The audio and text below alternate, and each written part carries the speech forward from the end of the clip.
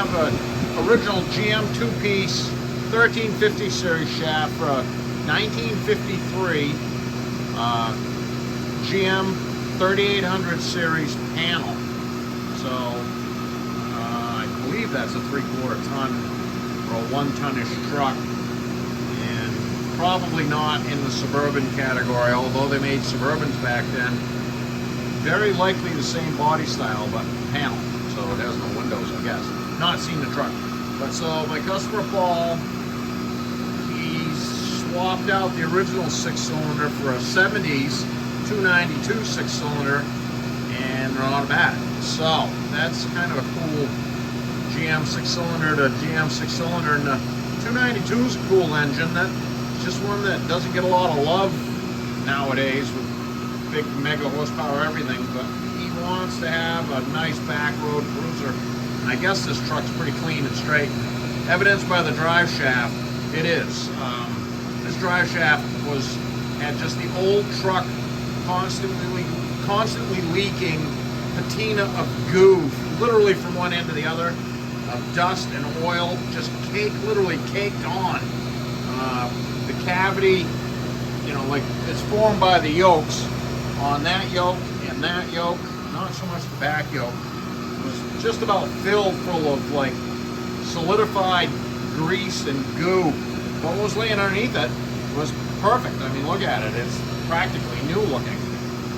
So blasted up, cleaned it up, did my patented trick to get the boot off, the screw-on cap off, to expose the splines, clean those out, which I did, and it's got real heavy, thick red grease in it now. This was the original center bearing hanger here, and there's the bearing, which just absolutely felt like it was full of rocks. And that's the rubber element that pressed all together inside of this guy. There's just nothing to do with these anymore. They used to be a replacement you pressed in there, and no longer available. So I've done a couple of these trucks this way, and that's a off-the-rack 210 088 Spicer center bearing. Good stuff. And I did remove this bigger outer slinger, but the inner slingers that you can see right there spinning go right on and work with that 210 088 just like it's factory. So win and win. I talked to Paul about this and the other truck owners that I've done this with too, and this is, so he's going to have to make a spacer or a hanger adapter that goes forward of the old hole center to center, so it's going to be ahead about, the hanger on the truck is going to be about here, because this is upside down right now, but it's going to have to move, bolt on there and move ahead an inch, approximately an inch, and be spacered down about 1 3/8 inches. And that's what the other guys have done, and it worked mint. The truck's been successful, so this one will be too. So it was $13.50 all the way down, and he had a transmission yoke that was Mechanics 3R. This turned out to be 2.5-inch 095 tubing, and there was no well joke, not easily available for 2.5-inch 095 in Mechanics 3R, but there was a slip yoke available for the Turbo 350 style transmission. So I went that way. It just made it easy. All the original parts continue to live together. So really the only change is the front section is shorter by about 10, 12 inches. I don't know exactly. He had a dimension from center of U-joint to center of center bearing, and that's what I've got.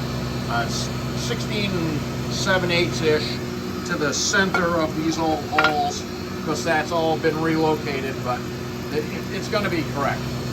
So I ran a new Turbo 350 compatible style 28/7 based on 28 spline, 1.5 round hub diameter, slip yoke in 1350 to do the adapting. So that's going to plug right in, and the rest of it's mint. So he can, chances are this is spinning, he wants a backyard cruiser, it's spinning faster now than 700, but he can run this however he wants because he's mint. 0 at the transmission, 0 at the center bearing, and 0 at the rear axle. So this is one of these fun jobs where you get to adapt some stuff and keep part of the original, and you know, it's all good. I enjoy doing that.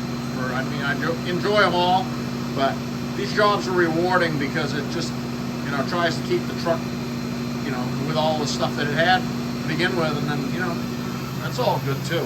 So we're going to get this back to Paul as soon as possible.